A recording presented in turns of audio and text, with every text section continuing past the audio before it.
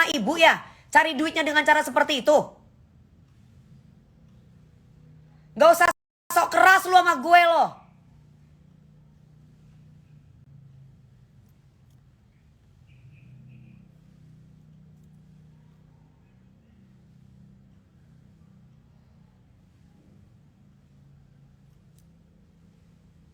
Bangsat banget loh. Dipikir gua takut sama penjara kali ya. Bukan berarti gua nggak belajar dari pengalaman, tapi lu kurang ajar loh. Mati aja nggak takut gue. Kalau gue udah ngomong lu tuh lonte, Dennis. Kalau gue udah ngomong akan injek kepala lu, Dennis. Kalau gue udah akan membunuh lu, Dennis. Itu kan pengancaman, Dennis. Berarti tandanya gue nggak takut diapa-apain sama siapapun.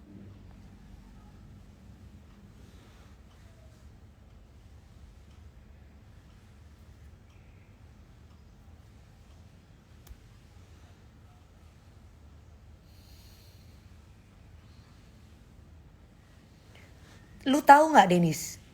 Gue walaupun anak kolong, anak polisi, gue dulu dari kecil udah nakal. Nakal gue bukan nakal ngelonte kayak lu. Bukan nakal sama laki.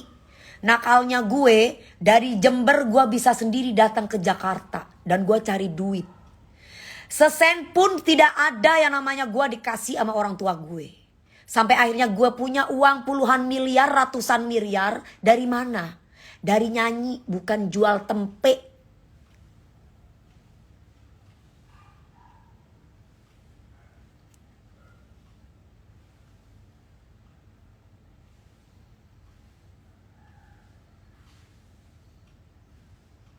Gue dari kemarin lagi minta sama Papi Uya nih alamat lo.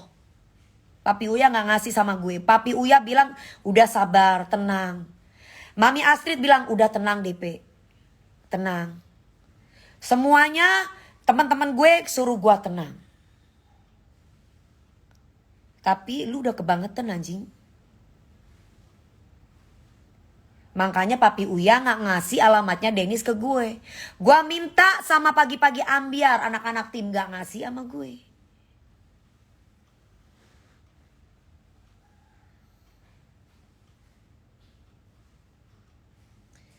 Kayak Dennis kayak begini didukung. Gue suka sama keberanian Dennis. Lu waras atau enggak? Gue mau tanya, hai netizen yang dukung dia. Orang kayak begitu gak ada hormatnya sama orang tua.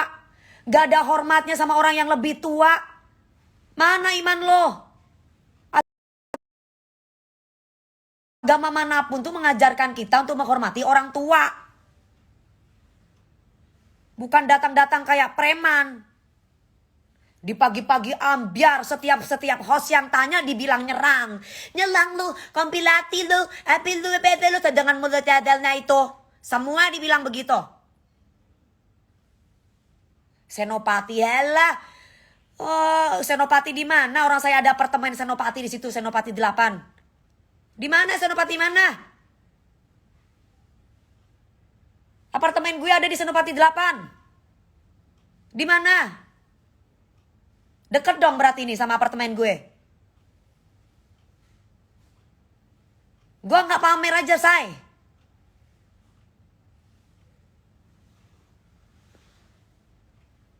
Dia bilang main keroyokan.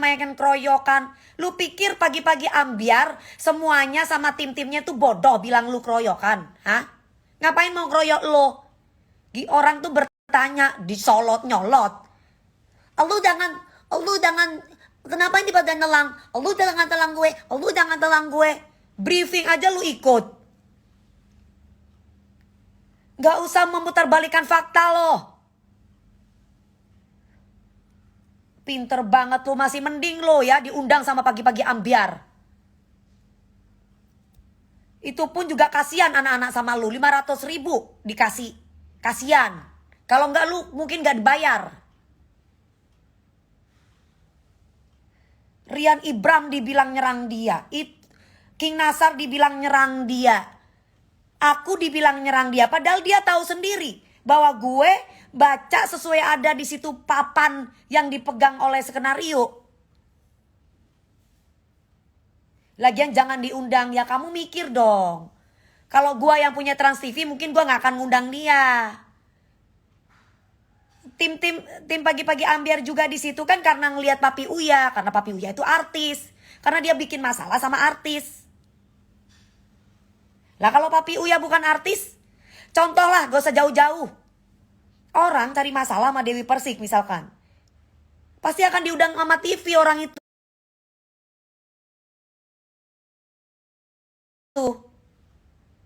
Sekarang siapa yang mau ngundang Denis kalau dia nggak cari masalah sama Papi Uya Kuya?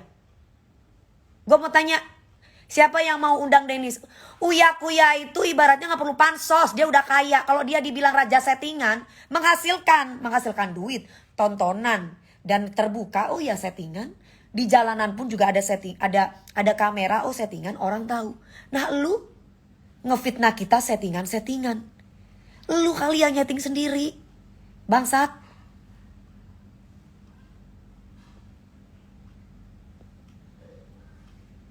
Mami Astrid di situ nangis sampai mendem-mendem. Gue tahu perasaan ibu kayak gimana. Anak kecil lu kata-katain, bangke lu. Gue pingin injek aja tuh mulut tuh si cadel. Udah dikasih cacat. Nggak hanya cacat cadelnya aja loh. Cacat etika juga iya loh.